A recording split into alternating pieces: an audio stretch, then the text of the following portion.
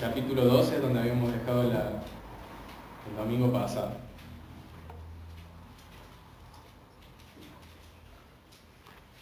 Bueno, vamos a tratar de hacer un mini repaso de lo que estuvo pasando en el Evangelio hasta que en estos últimos, metiéndonos en la historia, en estos últimos momentos hasta llegar al pasaje de hoy. ¿Sí? Una de las cosas que habíamos visto que marcó como una especie de hito en el Evangelio fue lo que nos contaba Jorge, lo que nos predicó Jorge acerca de la resurrección de Lázaro. Eso había traído bastante revuelo, ¿sí?, en el ministerio de Jesús. Nosotros habíamos charlado que una de las posibilidades a la hora de leer Juan, si lo queremos entender como estructura, es dividirlo más o menos en dos partes, si no es que el libro se tenga que dividir así. Pero para que sea más fácil, una primera parte, que era hasta el capítulo 11, le decíamos la parte de las señales, que son todas las señales que Jesús había hecho con las afirmaciones acerca de quién era Él, ¿sí?, entre otras cosas. Y ya vamos entrando de a poquito a la segunda parte, ¿sí?, a la última semana. De hecho ya estamos en la última semana de la vida de Jesús, que Juan le dedica casi la otra mitad del libro, ¿sí? Hay un versículo que puede ejemplificar, que está en Juan 1, un poco esta estructura. No sé si fue la intención de Juan al escribirlo, pero en Juan 1, el versículo 11 y 12, dice: vino a lo que era suyo, o sea, a los judíos, pero los suyos no lo recibieron. Ese podría ser esta primera parte de la que hablábamos, ¿sí? Jesús presentándose a los judíos y teniendo una y otra vez este rechazo de parte de ellos. Y ahora, a partir de ahora se podría decir que entramos en el 12. Más a cuanto los recibieron, a los que creen en su nombre, les dio el derecho de ser hijos de Dios. A partir de ahora, en realidad un poquito más adelante, Jesús va a empezar a entablar unas conversaciones largas con sus discípulos en el aposento alto, hasta la hora de ser arrestado ya y entrar en su sufrimiento y en su muerte y resurrección. Pero podemos ver y ubicarnos un poco en la historia. Y Diego nos compartía hace un tiempo que tal vez el capítulo 12 es como una especie de bisagra, una especie de transición entre esta primera parte y esta segunda parte. Habíamos visto que después de la resurrección de Lázaro, mucha gente había empezado a hablar de Jesús y su fama se empezó a correr aún más, ¿sí? Y empiezan a crecer dos cosas principalmente en este momento. Esta fama de Jesús, pero al mismo tiempo una hostilidad de parte de los que Juan los llama los judíos, los fariseos, que empiezan a ser ambas cada vez más grandes, ¿sí? La última vez, el último pasaje que habíamos visto era el de la entrada triunfal. Entonces, si bien hoy no vamos a tocar todos esos versículos, vamos a leer desde Juan 12, pero vamos a agarrar un poquito más atrás, ¿sí?, tocando algunos versículos que ya vimos el domingo pasado. Juan 12, vamos a leer desde el 17, y lo vamos a leer, va a ser largo, pero lo vamos a leer hasta el 36, no vamos a ver todos esos versículos hoy, pero lo vamos a leer hasta el 36 para ver mejor el contexto, ¿sí? Esto es después de la entrada triunfal, ¿sí? Nos ubicamos. Dice: la gente que había estado con Jesús cuando Él llamó a Lázaro del sepulcro y lo resucitó entre los muertos, seguía difundiendo la noticia. Estoy leyendo Nueva Versión Internacional. Muchos que se habían enterado de la señal realizada por Jesús salían a su encuentro. Por eso los fariseos comentaban entre sí: como pueden ver, así no vamos a lograr nada. Miren cómo lo sigue todo el mundo. Entre los que había subido a adorar a la fiesta había algunos griegos. Estos se acercaron a Felipe, que era de Betsaida, de Galilea, y pidieron: Señor, queremos ver a Jesús. Felipe fue a decírselo a Andrés y ambos fueron a decírselo a Jesús. Ha llegado la hora de que el Hijo del Hombre sea glorificado, les contestó Jesús. Ciertamente les aseguro que si el grano de trigo no cae en la tierra y muere, se queda solo. Pero si muere, produce mucho fruto. El que se apega a su vida, la pierde. En cambio, el que aborrece su vida en este mundo, la conserva para la vida eterna. Quien quiera servirme, debe seguirme, y donde yo esté, allí también estará mi siervo. A quien me sirva, mi Padre lo honrará.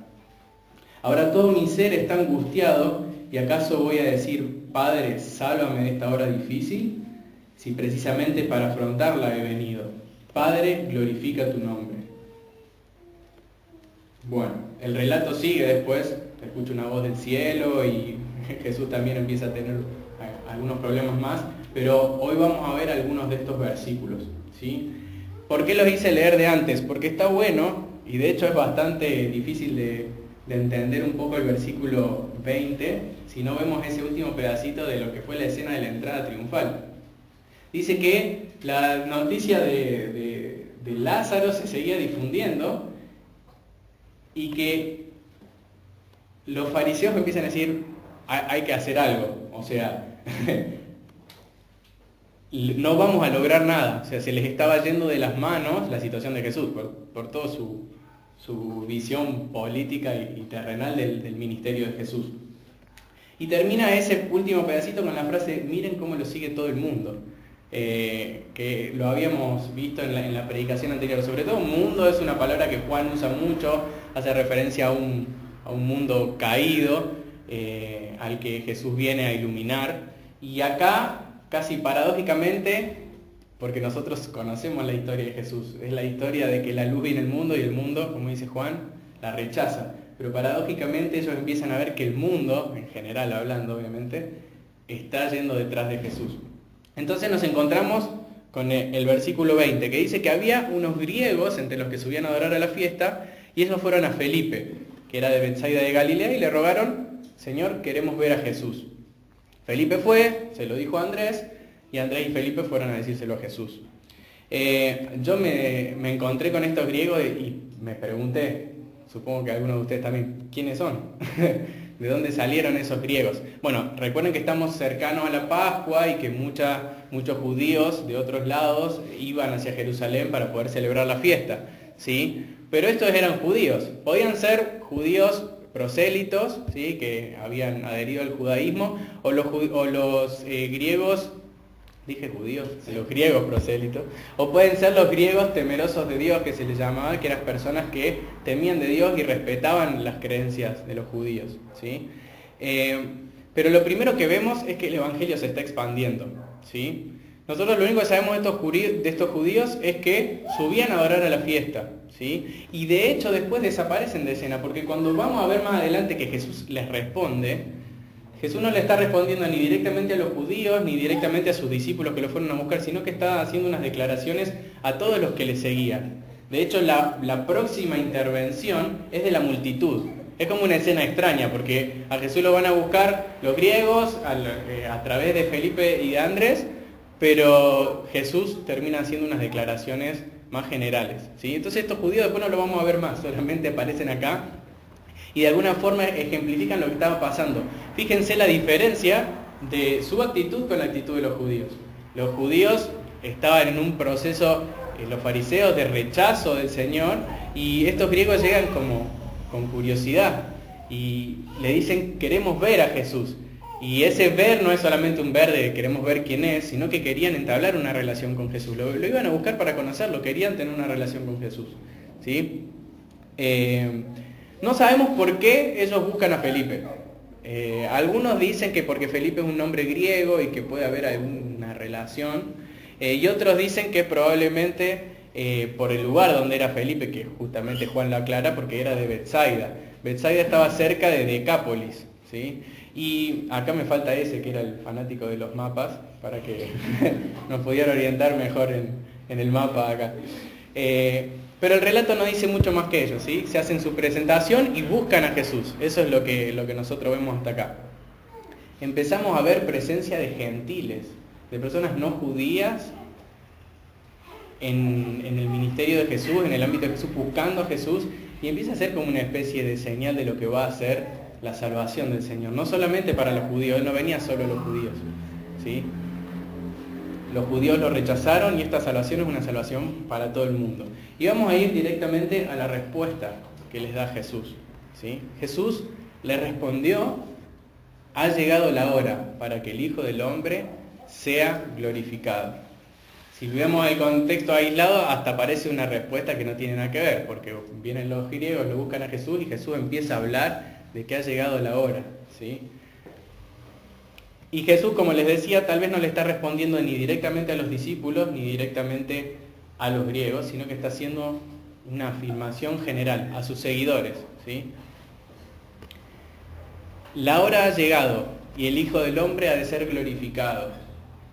Recuerden que Jesús venía de esta entrada triunfal donde Él había sido exaltado. Y habíamos visto que esta exaltación de Jesús por parte de los judíos que lo recibieron, no sabemos si estaba del todo bien hecha, porque ellos habíamos visto que citaban un salmo y al mismo tiempo agregaban una parte. Algo de esto nos indicaba que ellos estaban buscando una liberación política, ¿no? Una liberación espiritual, no lo que Jesús realmente venía a hacer, sino algo meramente terrenal, que se ve en el Evangelio de Juan a lo largo de los capítulos anteriores.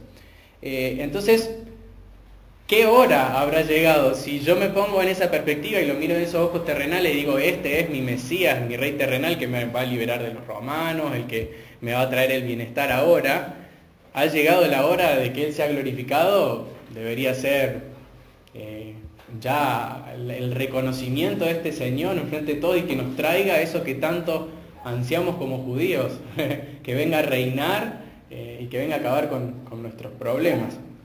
Pero no es a lo que Jesús se refería, ¿sí? Y ahora vamos a ver a qué Jesús se refería. Lo primero que dice Jesús es que ha llegado la hora. Esta hora no es la primera vez que aparece en el Evangelio de Juan. Muchas veces hay una referencia a esta hora, ¿sí? Por ejemplo, cuando Jesús está en Canaán, en la fiesta, y María lo va a buscar para que Él haga algo con esto de que faltaba el vino, le dice, todavía no ha llegado mi hora, ¿sí? Después a la mujer samaritana le dijo que la hora viene, y la hora es cuando los verdaderos adoradores adorarán al Padre en espíritu y en verdad. Después, creo que en la fiesta de los tabernáculos, el capítulo 7, le dice a los discípulos antes de ir, yo no voy a subir a la fiesta porque todavía no ha llegado mi hora, ¿sí? Y después tenemos 2 versículos más en los que ya había una hostilidad de los fariseos hacia Él, pero dice, por ejemplo, el 7:30, procuraban pues prender a Jesús, pero nadie le echó mano porque todavía no había llegado su hora. Y en el 8:20 dice, y nadie lo prendió porque todavía no había llegado su hora. O sea que realmente venimos de muchas afirmaciones, pero todas hacia futuro.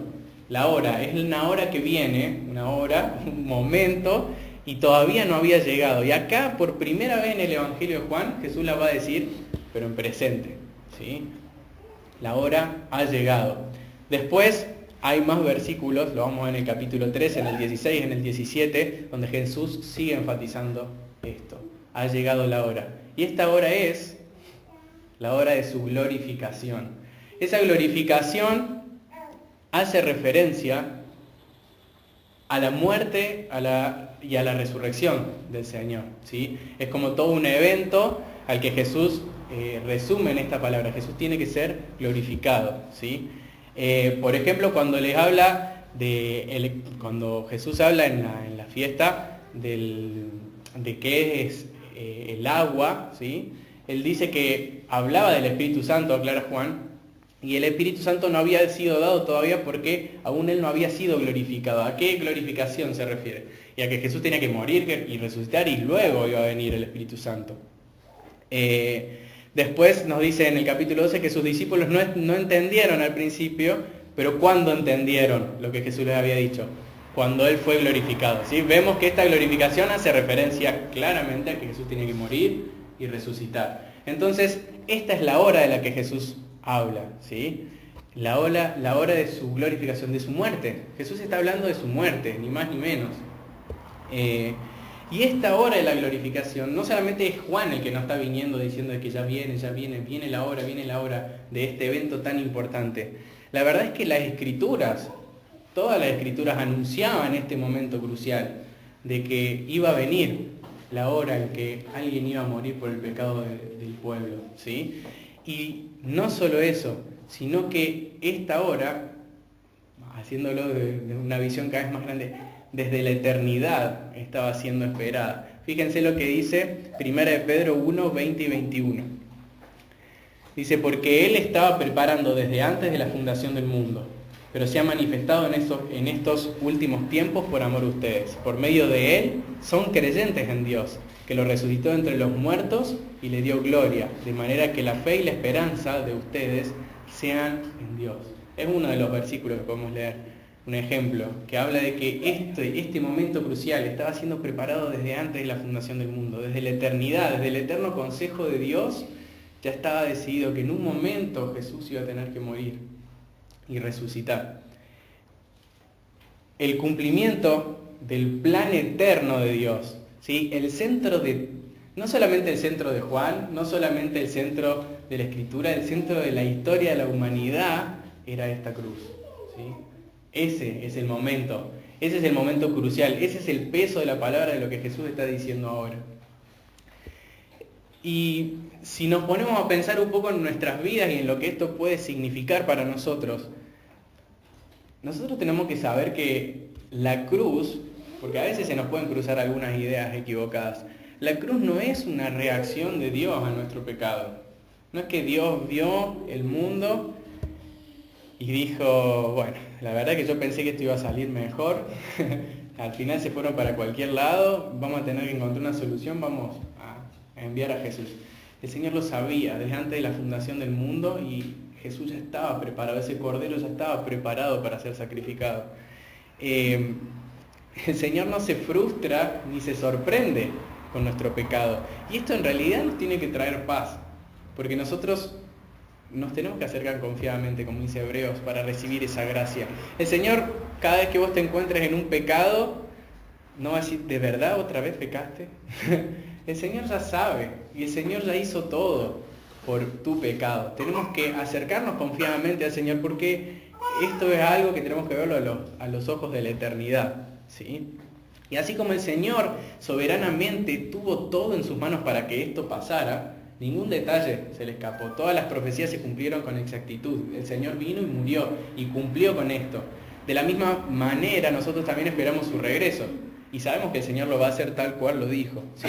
Y confiamos. A veces las cosas pueden estar bien, a veces en este mundo las cosas se ponen muy duras, pero confiamos en su soberanía, de que así como esa hora estaba planeada y el Señor tenía que venir a morir y lo hizo, así también nosotros esperamos su regreso confiando en su soberanía. Así que la paz debería inundar nuestros corazones si reflexionamos en esto, en que Jesús sabía acerca de la hora que venía. Entonces, ¿qué tenía que ocurrir? Tenía que ocurrir lo que los judíos estaban esperando, una liberación terrenal con una glorificación inmediata de este Mesías que viniera a resolver todas las injusticias y casi como un líder político levantarse para levantar a Israel.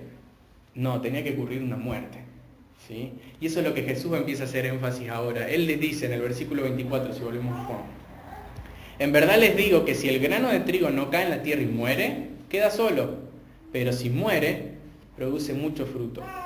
Bueno, yo no tengo mucho conocimiento acerca de trigo ni de grano. Lo más cercano es el porotito que me daban en el secundario para germinar. Pero la idea es muy clara, ¿no? El grano, si no cae a la tierra y muere, no puede crecer una planta, no puede dar fruto, ¿sí? La semilla tiene que desaparecer para dar lugar a fruto, a una planta, fruto y a más semillas. El grano de trigo tiene que morir para traer fruto y no quedar solo. Y Jesús tiene que morir para traer fruto y no quedar solo.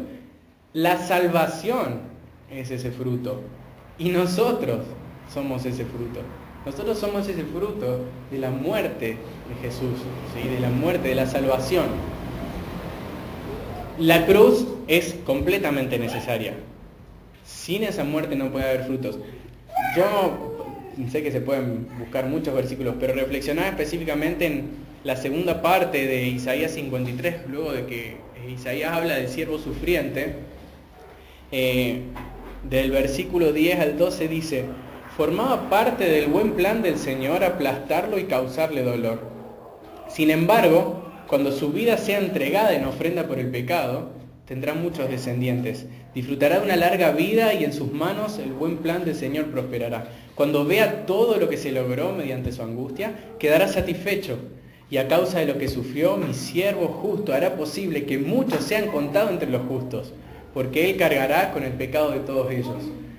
Yo le rendiré los honores de un soldado victorioso, porque se expuso a la muerte. Fue contado entre los rebeldes, cargó con los pecados de muchos e intercedió por los transgresores. Fíjense, Romanos 14:9 dice también, Cristo murió y resucitó con este propósito, ser Señor de los vivos y los muertos. Qué increíble, los griegos lo buscaban para que lo hagan rey, para hacerlo rey, y Jesús le responde con muerte. Miren una frase que saqué de John MacArthur. Él dice, los griegos querían verlo, pero Jesús sabía que la única forma que ellos podían disfrutar de la comunión verdadera con Él era por medio de su sacrificio expiatorio. Jesús responde con las palabras justas, yo tengo que morir, yo tengo que morir, y esa hora viene. Es muy importante que entendamos la centralidad que tiene la cruz en nuestra vida. Los judíos querían un Salvador sin cruz, un Salvador sin esa muerte. Eso significa que el problema no es el pecado entonces, porque nosotros no necesitábamos otra cosa que esa muerte, si no, no podríamos ser liberados de nuestros pecados. Y si nosotros dejamos a un lado esta cruz, a la que Jesús le da tanta importancia y la palabra le da tanta importancia, estamos diciendo de alguna forma que nuestro verdadero problema no es nuestro pecado, que nosotros necesitamos algunos arreglitos, pero no algo tanto como así para que el Salvador venga a morir por nosotros. Y no es cierto. La cruz es la única que es suficiente para nosotros. Los judíos evitaban la cruz cuando hablaban del Mesías, porque no les entraba en su cabeza. Y para nosotros es como, bueno, no, ellos no leían la Biblia, no se daban cuenta que de verdad estaba anunciado, que Isaías, que los Salmos hablaban de que este Mesías tenía que morir. Pero la verdad es que también si nosotros reflexionamos, podemos ver que a veces como iglesia también evitamos la cruz. Porque a veces es más fácil predicar de todo menos de la cruz. Nos va a pasar cuando nos encontramos con personas que no conocen de Dios, y a veces es más fácil verdades aisladas, pero que no toquen el Evangelio, como Dios te ama, como Dios tiene un plan bueno para vos. Y no estamos tocando la cruz, y si no estamos hablando de la cruz, no estamos hablando del verdadero problema, ni estamos hablando de la verdadera solución. Porque la cruz nos confronta con nuestro propio pecado. Y la cruz tiene que ser el centro de la iglesia. Ojalá el Señor nos regale poder crecer como congregación donde la cruz sea el centro de lo que cantamos, de lo que hablamos, de cuando oramos, de lo que predicamos, de todo. Que la cruz sea el centro como lo era, como lo es en la palabra y como lo era para Cristo. Y gloria a Dios que nosotros no hicimos nada. O sea, si nosotros leemos este pasaje, ¿qué somos nosotros? El fruto. El fruto del grano que cayó y murió.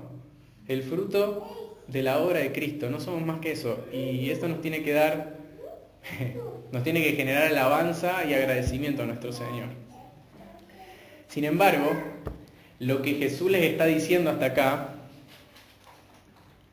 empieza a tener una conexión con nosotros, porque el pasaje avanza y empieza a haber una conexión entre lo que va a hacer Él y lo que nos toca a nosotros. Hay una conexión entre su cruz y nuestro sufrimiento.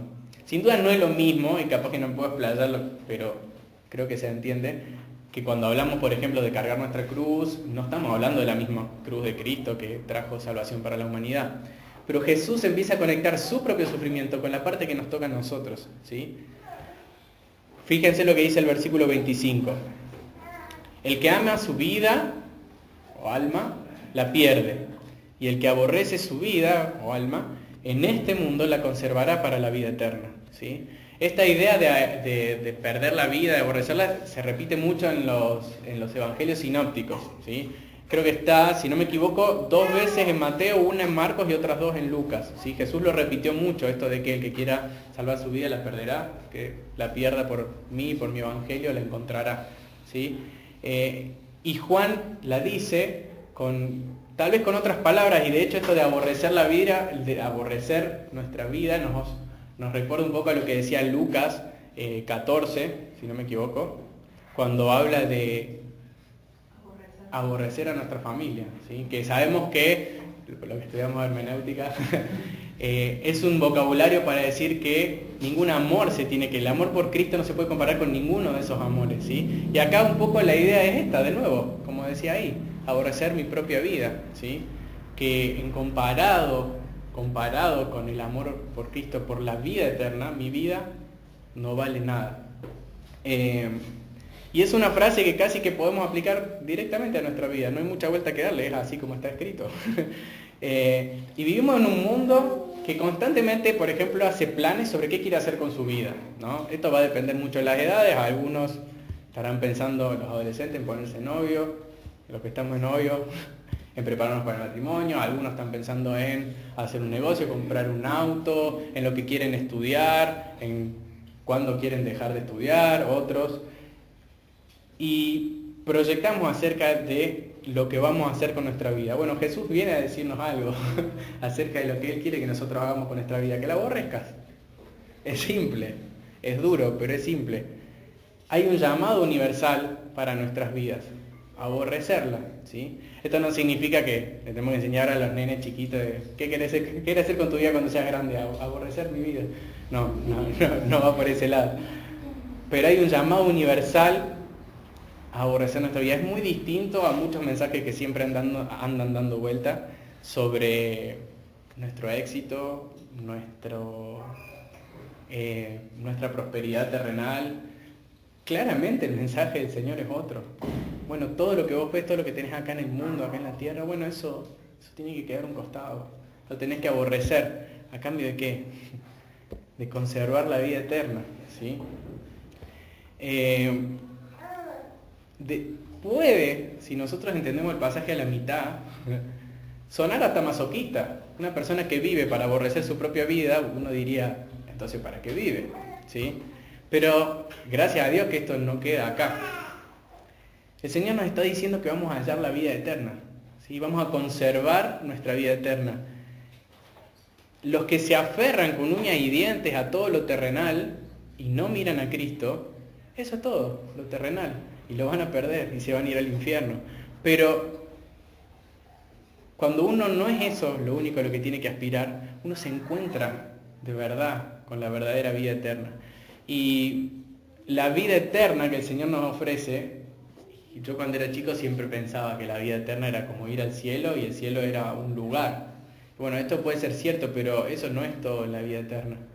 Juan, en su Evangelio, en el capítulo 14, Jesús ¿cómo se va a presentar? Como el camino, la verdad y la vida. Y en el 17, Él dice, la vida eterna es que conozcan al Padre. O sea, que la verdad es que la vida eterna, cuando Jesús dice que nos vamos a encontrar la vida eterna, no es solamente que cuando nos vamos a morir vamos a ir al cielo. Es una persona, es encontrarnos con Cristo. Y eso cobra muchísimo valor para nosotros. ¿Quién no quiere dejar su vida a un costado, ¿sí? Si cuando lo haga se va a encontrar con Jesús? ¿Sí? ¿Quién no quiere eso?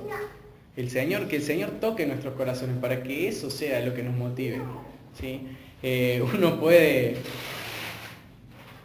entregar su vida, entregar todo a los pobres y ser presentado en sacrificio, pero si no tiene este amor del Señor, no tiene nada. Y nosotros podemos servir en ministerios y pelarnos el lomo, pero si nuestro corazón no está negándose para encontrarse con Jesús, tal vez no estemos haciendo nada. La vida eterna es una persona y eso es lo que tiene que ser el centro de nuestras vidas. Hace un tiempito ese nos compartió sobre la mujer que rompía el perfume y lo derramaba delante del Señor como un símbolo de adoración, ¿sí? Como un símbolo de derramar su vida. Yo tal vez hubiese sido como Judas en ese momento. Señor, es re caro esto, pero en esa mente pragmática. Señor, estoy gastando mucho tiempo en la reunión de la iglesia, podría estar haciendo tantas cosas. Pero ¿qué hay detrás de esto? Es que no me encuentro con Cristo. Entonces, eso es lo que nosotros tenemos que entender. Que el Señor quiere nuestra adoración para que nos encontremos con Él. Y sigue el versículo 26, y ya vamos llegando al último versículo que vamos a ver hoy. Vamos a seguir más adelante los próximos domingos. Si alguien me sirve, dice el Señor, que me siga. y donde yo estoy, allí también estará mi servidor. Si alguien me sirve, el Padre lo honrará. El Señor ya empieza a darnos sobradas razones para derramar nuestras vidas delante de Él, para morir, para ser ese grano igual que el que también cae y que muere, para llevar fruto. Y este versículo es muy lindo, a mí me encanta. El Señor dice que da una imagen muy simple, que el que quiere servirlo lo tiene que seguir, ¿sí? Y que así como el Señor va a estar en distintos lados, ahí va a estar el siervo detrás de Él, ¿sí? Donde está el Señor, allí va a estar su servidor. ¿Y a qué se referirá el Señor cuando dice que vamos a estar donde Él está? Bueno, una primera interpretación así directa es lo mismo que Juan nos va a decir un poco más adelante. Hay referencias, por ejemplo en Juan 14:3, el Señor les dice, cuando todo esté listo, volveré para llevarlos, para que siempre estén conmigo donde yo estoy. Está haciendo referencia a la eternidad, al cielo, ¿sí? El 17:24, en esta oración de Jesús en el capítulo 17, dice, Padre, increíble estas palabras, quiero que los que me diste estén conmigo donde yo estoy. Entonces podrán ver toda la gloria que me diste, porque me amaste aún antes de que comenzara el mundo. El Señor, esa luz que Juan nos representa en todo su evangelio, que viene al mundo, a un mundo de oscuridad que lo rechaza, vino a buscar a los suyos, como veíamos también, y a no perderlos. Y esos suyos somos nosotros y nos va a llevar, ¿sí? Nos va a llevar y vamos a estar con Él para siempre. No sé si logro poner en palabra el peso que tiene estas palabras. Y hay un contraste. Jesús también a lo largo del Evangelio tuvo algunos entredichos con algunos judíos y dijo cosas como esto. En el 8:14 dice, estas afirmaciones son válidas, aunque las diga a sí mismo cuando Jesús está defendiendo su propio testimonio. Dice, pues de dónde vengo y a dónde voy, porque sé de dónde vengo y a dónde voy, pero eso no es algo que ustedes saben de mí.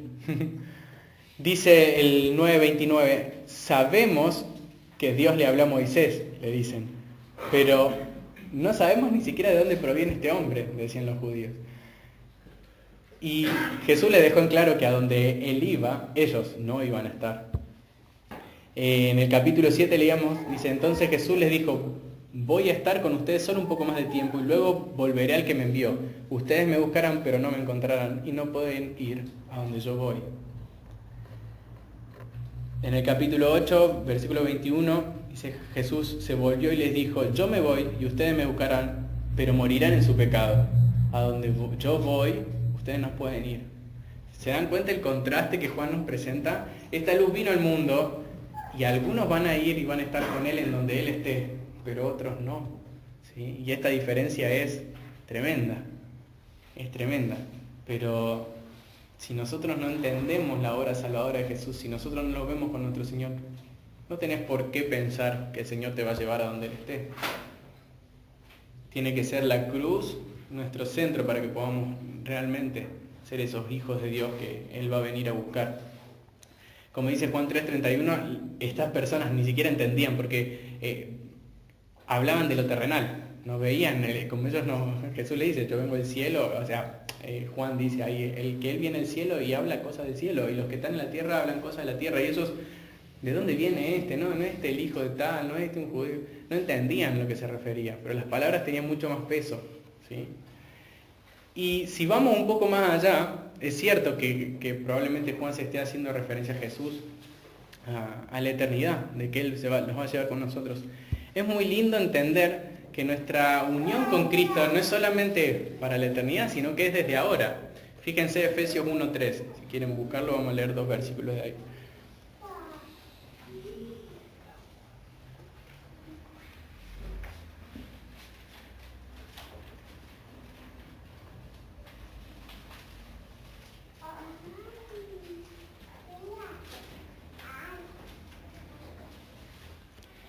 Si ustedes leen las cartas de Pablo y quieren ver acerca de qué significa esta doctrina de la unidad con Dios, con Cristo, perdón, Lo podemos leer en una frase que se repite muchísimas veces, que es cuando Pablo dice de estar en Cristo, ¿sí? Y es increíble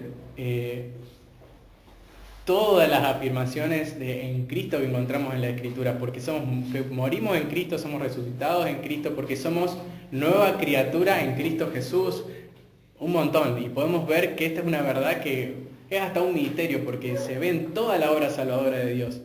Pero principalmente me quería enfocar en estos dos versículos, en Efesios 1, 3 y 4. Vamos a leer primero el 3. Dice, toda la alabanza sea para Dios, el Padre de nuestro Señor Jesucristo, que nos ha bendecido con toda clase de bendiciones espirituales en los lugares celestiales, porque estamos unidos a Cristo. ¿Sí? Esa es nuestra verdadera condición, si nosotros tenemos a Cristo como Salvador. Estamos unidos a Cristo. Y esa es una verdad que tiene que llenar toda nuestra vida.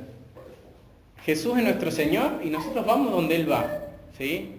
Si el siervo está donde está su Señor, entonces no se puede servir a Dios sin seguirlo, o servir a Dios como así a la distancia. Y si el siervo está donde está su Señor, significa que nunca vamos a estar solos. Siempre vamos a estar con nuestro Señor. Es increíble. El Señor nos vino a salvarlo y nos dejó acá en la tierra a ver para que nos arreglemos. E incluso desde antes de la eternidad está planeada esta unión con Cristo. Y es una unión espiritual que creo que no llegamos a entender. Fíjense. Si bien Efesios 2 dice que antes estamos separados de Dios y que Dios nos trae de nuevo y nos une a su pueblo, Efesios 1:4, el versículo siguiente al que leímos recién, dice, incluso antes de haber hecho el mundo, Dios nos amó y nos eligió en Cristo, para que seamos santos e intachables a sus ojos. O sea que incluso en Cristo el Señor nos eligió. Es una verdad demasiado grande, ¿sí? Y el pasaje va a terminar con una verdad que también nos va a llevar para reflexionar.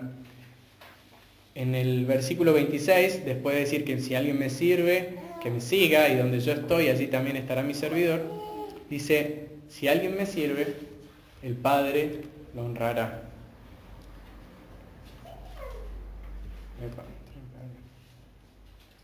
Esa promesa que el Señor le había dado originalmente al pueblo judío, de esa honra. El Señor dice en 1 Samuel que Él honra a los que le honran, un versículo conocido. Bueno, y hay varios salmos que hablan de la honra del Señor. El Señor empieza a decirnos que de ahora en más, si no es por Cristo, el Señor no honra a nadie. Cristo es ahora para todas las naciones, ya no solo para los judíos, para todo el pueblo, ¿sí? Para toda persona, a través de Cristo, el Padre lo va a honrar.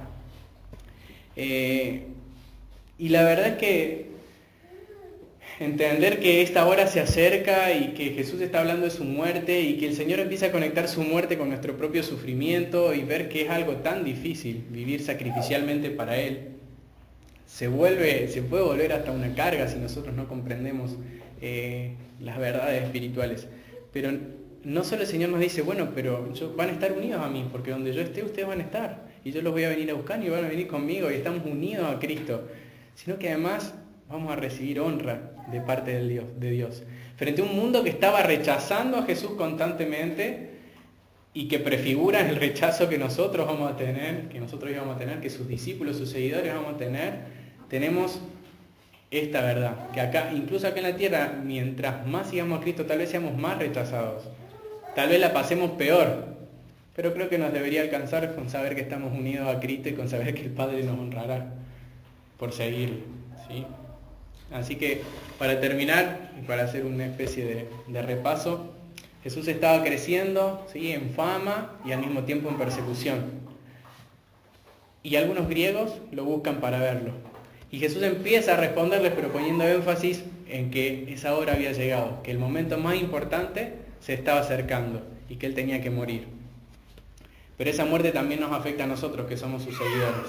No solo porque somos el fruto de esa salvación, sino porque también debemos aborrecer nuestra vida para servirle.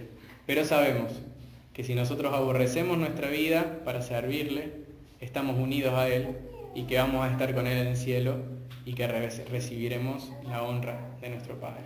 ¿Sí? Bueno, oramos. Señor, te damos gracias porque tu palabra es verdad porque tu palabra puede penetrar nuestros corazones. Gracias porque podemos tenerla con nosotros, podemos leerla en cualquier momento, meditar en ella, Señor, porque es la verdad que transforma nuestras vidas. Y gracias porque hoy podemos, como iglesia, venir y leerla acá en público y poder disfrutar de escuchar tu voz a través de ella. Gracias, Señor, por haberte revelado. Gracias, Señor, porque esas verdades tocan nuestro corazón, y gracias porque ese momento que vos preparaste de la eternidad se cumplió, porque vos viniste a morir, porque vos no rechazaste la cruz, Señor. Gracias porque eso nos une a vos, nos da la salvación. Señor, yo te ruego por aquellas personas que no entienden esto, Señor, que viven lejos de vos, que se pierden, Señor. Yo te ruego para que la cruz sea evidente para todos, que tu luz brille en nuestros corazones para que podamos ver tu salvación.